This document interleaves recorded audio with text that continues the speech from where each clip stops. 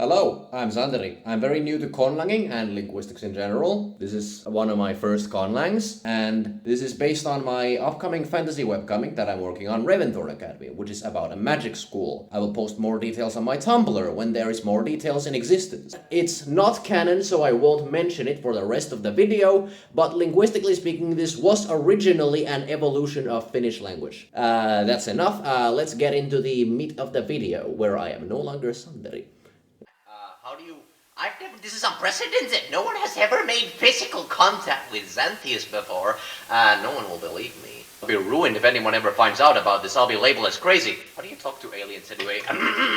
Hello, ye aliens of the veil beyond. Wait, what do you mean they can't see me yet? Hello, Lagari portals. The Titan came to me in a dream. She said you'd hear me. Shalmolmi ol pakethrel.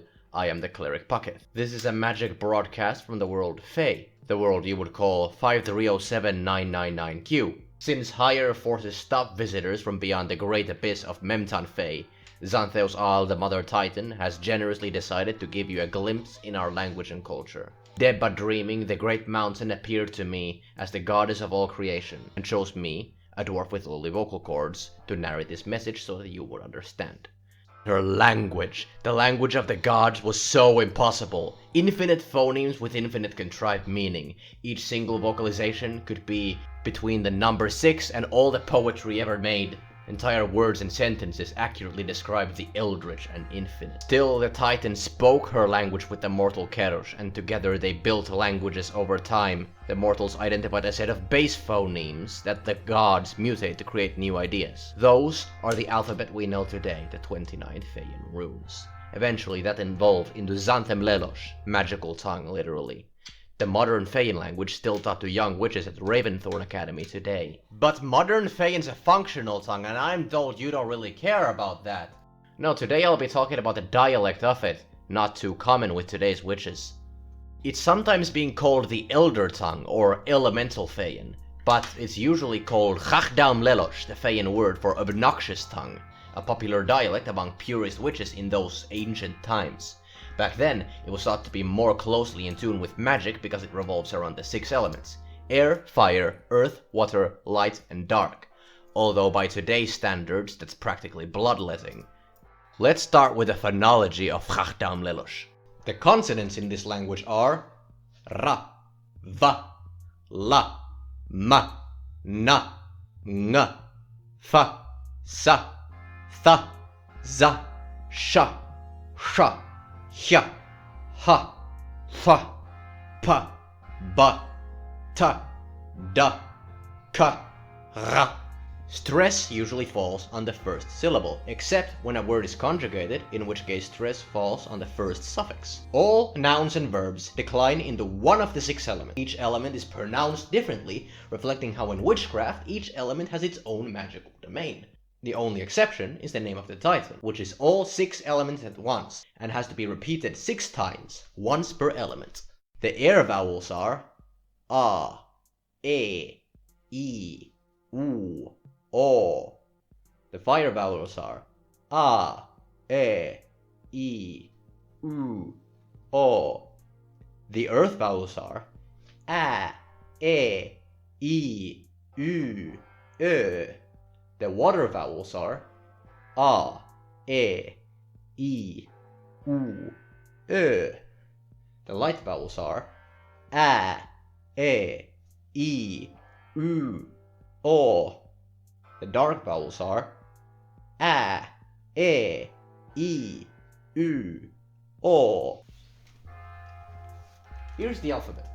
Up to 3 of these runes are stacked vertically, top to bottom, to form syllables. These syllables are then written left to right to form words, except for light words, which are written bottom top instead of top to bottom, because light magic controls gravity. There are no spaces. Instead, we separate words with interpuncts. These symbols are the ones used for punctuation in Feyan runic. Conjugation is mostly through suffixes, and has special characters for writing called sigils. The suffixes and sigils are, of course, unique to every element. Here they are. For air, fire, earth, water, light, and dark.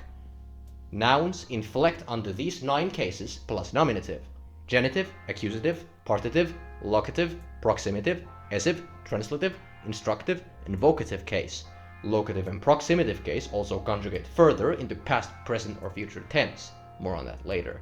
From this point on, for time purposes, I will not be pronouncing every permutation of every conjugation suffix. You will have to read the chart for that. Nouns also have articles. There's the indefinite, definite, and plural article. They each have inflections for all 6 elements. Symbolic for cosmic balance, you must use the opposite element to that of the noun. Also, there are 2 versions of each article. One for subjects, one for object. That's 36 articles in total, and as you already saw, they each have their own unique sigils. Well, actually, only half of them have their own unique sigils. The distinction between the subject and object is completely inexpressible in writing. You just have to figure it out from context. This is because the word order is according to the declension, in order of elemental cycle. First air, then fire, then earth, then water, then light, and finally dark words. In the case that 2 words have the same element, fall back on SVO, or if it's interrogative or imperative, VSO. But normally the only way you can tell the subject and object apart is by the article, or if you're reading, context clues and guesswork. Verbs inflect into 6 tenses, but there are only 2 actual suffixes. The non-perfect suffix declares its past, present, or future tense. The perfect suffix declares pluperfect, perfect, or future perfect tense. In writing, there's a special sigil used like a prefix, but when pronounced, tense is declared by tone. Flat tone for present, rising for future, and falling for past. For example, if I would say gokogal, that would mean had eaten. And returning to the nouns for a second, this tone is also used in the locative and proximative cases, as mentioned before, to declare whether the thing is going to, coming from, or is currently at the place.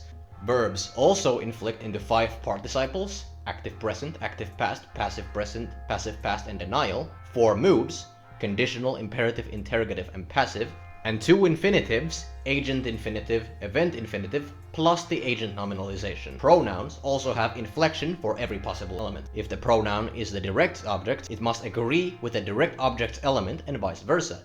If the pronoun is an indirect subject, it must agree with the direct subject's element, same for object. Adjectives come before nouns and inflect into comparative or superlative. They can also be made negative to turn them into their own antonyms. This reflects the elemental polarity of magic. The element of the conjugation must of course agree with the element of the attached noun. Just like with verbs, there's a sigil used like a prefix to denote negative adjectives in runic writing, but when spoken, rising tones means positive and falling tone means negative.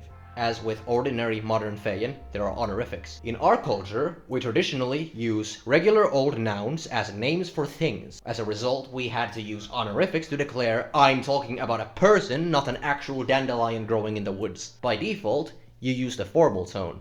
Familial means first name basis, not family. If they're actual family, like your child, your partner, or your parents, there's an endearing honorific. And naturally, using the wrong elemental honorific is a deathly insult against someone's entire lineage. So unless you want a fireball to the face or worse, you'll always have to keep track of the grammatical declensions of all personal names. And Titan forbid their name is a loan word, in which case it's a matter of chosen identity, and you always have to ask them what their preferred element is. It's a matter of choice. There is no rule whatsoever. The names of places also have honorifics. You can also insult someone and get yourself beaten up by using the wrong elemental honorific for someone's hometown. For example, if you say Xantheus Sheath and so on, you're talking about the kingdom of the same name. To refer to the actual mountain, which is sacred ground, you'd have to say Xantheus Shor and so on. That's 3 different meanings for the same word Xantheus, not counting different elemental versions, which all have to be repeated because that's how the name of the Titan works. Also, side sentences must begin with a conjunction. Here they all are. And finally, we're ready for the translation segment you've all been waiting for. Tykälura remmin pykär. Maratelehara rämmötsi, lunesyri honghosmem. Hirelune chlimfut hämo oheoch. Lo fyräsele faru honghom, honit chemle thara mevdäkystem, buduth shut thibechol hämo. Xantheus shaashallo. Xantheus gagallo. Xantheus täätällo. Xantheus faafallo. Xantheus määmällo. Xantheus täätällo. Teletem haramepen ripestyt, felefem thirelageth nanneföl, va tarsachol, timchach melemem shyrimepan girosmut durul rännyrän lyketh. Lagegol surudele dele dem, surusidos di, momishola, durudele guri magith mem, surumepan ronith sidos. Marugele gelegem, farumepan adveschi chausoi föl, me mönafetöla, byrimele syri gongosji, misol tharu gokorim la tharu gokogelle garakäkystile, Gagdaom-Lelosh gokogar, felefem mire mepan theos far, Geros memmaku pykä röllö gokorim, misol tuok guri magith mem, domrim lemten rapathsut, surudilo gurudimath, taltem thara gagetut, lo thara afeitem thara gagetut, mire file bunnifal, gemur le gunger.